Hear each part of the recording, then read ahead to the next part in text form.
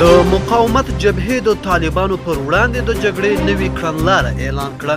د مقاومت ملي جبهې د طالبانو حکومت پر وړاندې د جګړې نوې کړنلاره اعلان کړه او له طالبانو سره جګړه یې خپله داعیه وبلله.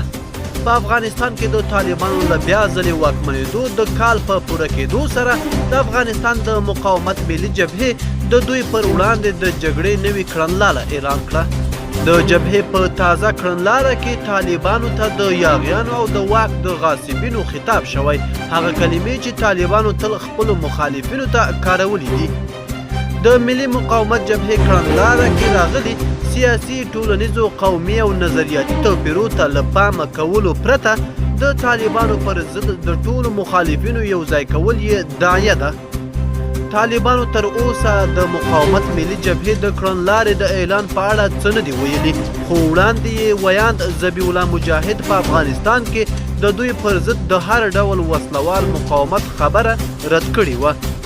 د مقاومت جبهې په کړنلاره کې دا هم راغلي چې دوی په ټول افغانستان کې د غیر متمرکز او هغه نظام چې د خلکو د رایو پر بنسټ رامنځته شوی وي ملاتړ او درناوی کوي. د نن ورځې خبر تر همدې ځایه و، تر بیا ښه وخت.